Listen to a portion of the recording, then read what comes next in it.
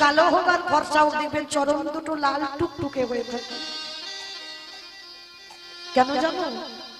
ওই জায়গাটা তো আমার পরশমণি পরশ করেছি।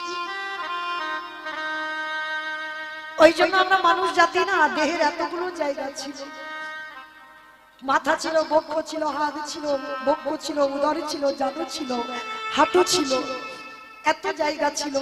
কিন্তু বাবা প্রণাম করতে গেলে সবার আগে পায়ে হাত দিতে হবে। কেন?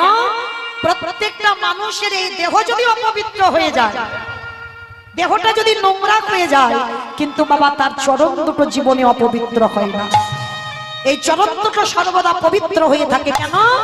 ওই যে মাতৃ জঠরে আমার ভগবান ওই চরণে এসেই বসেছিল।